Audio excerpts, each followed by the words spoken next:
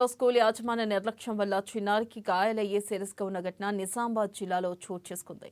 వర్ని చౌరస్తాలో గల Saint Xavier's స్కూల్లో 2వ తరగతి చదువుతున్న కె కోమలి అనే విద్యార్థిని భోగి మంటల్లో వేస్తుండగా ప్రిన్సిపల్ చేతిలో ఉన్న పెట్రోల్ బాటిల్ విద్యార్థినిపై భారీగా మంటలు అంటుకున్నాయి. అయితే స్కూల్ యాజమాన్య నిర్లక్ష్యం, తెలివిలేని చర్యలతో పెట్రోల్ పోసి భోగి మంటలు వెలిగించడంతో ప్రమాదం జరిగింది.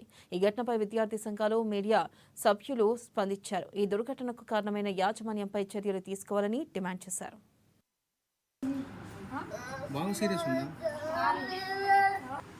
ఏదైతే భోగి మంట ముట్టియాలని చెప్పేసి ఉద్దేశంతో ముట్టేయడం వల్ల పెట్రోల్ పోసి పెట్రోల్ చిన్న బాటిల్తో పెట్రోల్ పోసేటప్పుడు మంటలు ఒక్కటేసారిగా ఎక్కువ రావడం వల్ల మేడం చేతుగాలి మేడం ఇట్లా ఎగిరేయడం వల్ల అక్కడ ఉన్న కార్పెట్కి తగిలి ఎవరైతే స్టూడెంట్ ఉన్నారో ఒక చిన్న పాపకి డ్రెస్ మొత్తం కాలిపోవడం జరిగింది.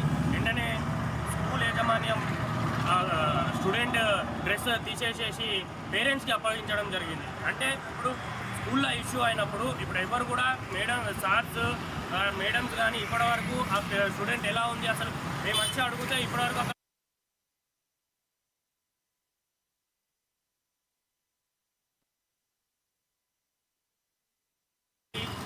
ముట్టి పెట్రోల్